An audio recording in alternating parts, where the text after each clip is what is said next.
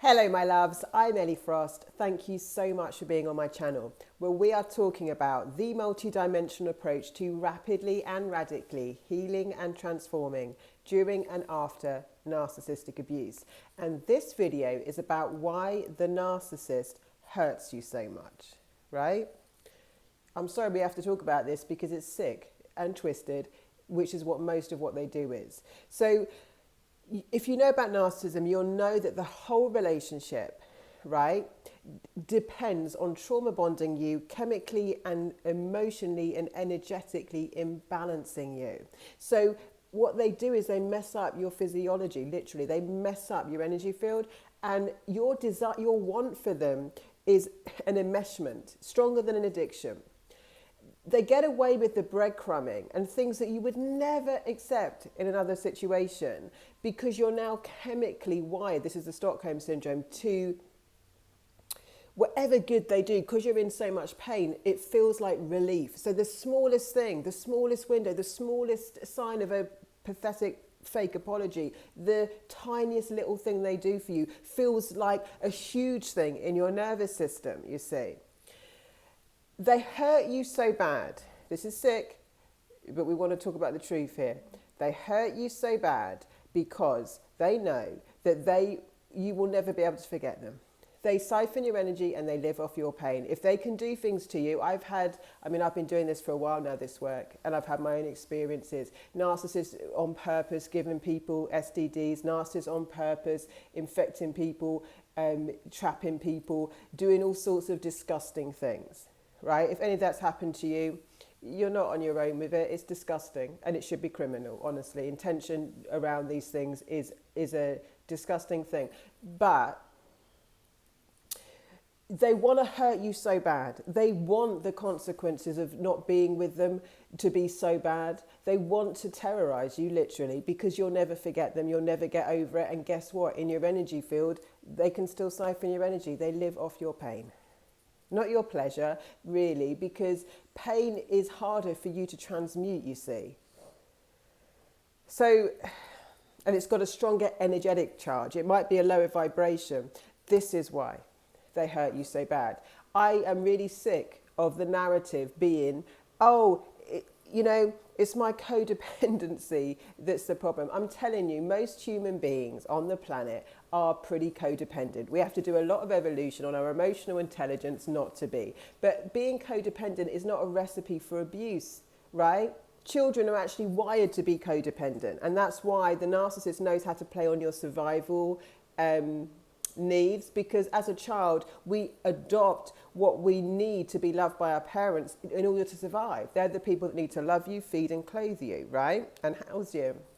So codependency is something we learn to evolve of and become kind of interdependent, which means like sovereign and collective, right, but not sacrificing my sovereignty for you. There's nothing good in that. In fact, I feel, even though if you could, when I lead my stuff, I feel like by demonstrating boundaries in healthy ways, right? There's no hate in how I do anything. There's just love. But there's also very strong boundaries. And that gives people an example. It gives them language sometimes. I can teach people how to say things in a loving but strong way, right? So that they're loved, but there's no pushing. That makes me trustworthy. You can't connect to people who have no boundaries, right? Because you won't trust them. There's no true connection because they're not being authentic.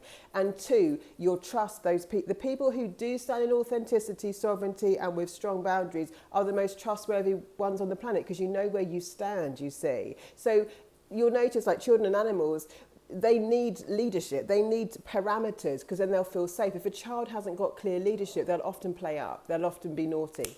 Guys, like my child now, Arch, my third child, is being naughty. Good boy. Good boy, Mass. So they'll often feel insecure. A child without clear parameters will often rebel, feel insecure. So we trust the people we know where we stand with and who are being genuine with us. When we've been in unhealthy dynamics, we tend to give our trust away because we've learned in abuse cycles often to have to trust people We go into patterning of authority. There's lots of layers to this, right? But it's scientifically proven and quite scary how people, I mean, this has been proved in psychology. I mean, you can see it from the Holocaust, you can see it from so many things, that people will do weird things, right, against their nature when dealing with an authority figure. There's something built in us from childhood where we'll tend to submit. To anyone in authority, even against our own values. So this is why we've got to be conscious, because when someone feels like an authority figure, speaks to you like an authority figure, that kind of stuff, there's an inbuilt thing in you that will go into submission often. That could be a religious teacher, it could be a parent, it could be someone in a job, it could be your partner, right? If they speak to you in a way that your parent used to, or as if they're in a position of authority. So we tend to give them accountability for us and submit naturally. We've been wired to, right? It's dangerous. I mean, that people have done things. There's so many experiments on this in psychology where people thought they were electrocuting someone and doing strange things because they were being kind of brainwashed into, you know, submission because it was an authority figure. They lose themselves. So sovereignty is all about don't lose yourself. You can join until tomorrow. Sovereign is I don't lose myself. I've got all my senses intact, right? So that you don't get brainwashed and manipulated. There's so many undercurrents in consciousness in our society, in our culture, in the collective ideology that we can sort of get sucked into if we don't stay true to ourselves. So everything inside of you, your intuition, your heart, everything, your desires, your dreams, what you want to experience, what you know inside is right and wrong is the thing. But so many of us are numbed out of that, not in touch with that, trying to fix ourselves. This obsession with fixing yourself. Honestly, for most of the people I've ever met in my life, there's absolutely nothing wrong with them whatsoever. They've, like myself, been taught not to trust themselves. If I show you how to trust yourself, really trust yourself, right? Yes, there's things that we want to do to improve. We all want to grow, yeah? But you've got to self-focus, self-partner, which is the two of the pillars of sovereign, first. You've got to partner with yourself first, no matter where you are. Learn how to do this first before you start to fix or grow anything. Again, the sequence in sovereign deals with the foundation to manifestation, which is really your values, boundaries, standards, and desires, and the manifestation stuff at the very end, after we've healed your heart, after we've gone through trauma release, after we've set some clear consciousness and, you know, move the energy on things. Because the more we're in ourselves, right, the more we know where we want to go. The more we're in ourselves, the more we don't let ourselves drift through life or be pushed and pulled by other people's ideas or dreams or goals or become what someone else wants us to. Humans are kind of born codependent, right? So please know, sovereignty is the biggest solution first. Then you can look at how to work more effectively in relationship, which is always going to be what's good for me, what's good for you, what's good for the whole. Right? But seeing that objectively, not, oh, it's good for the other. Love means I sacrifice myself and let that person be the worst of them. Some of the most powerful things we'll do in our life are the things where we'll set boundaries with love and not budging, because that forms now an example and an energy for other people. You know, it always doesn't surprise me. It always impresses me, actually, I'd say, in my work. Even like recently where I've set boundaries with people, they come into my work. I set boundaries with people, they write back, sorry, I know I pushed the line, right?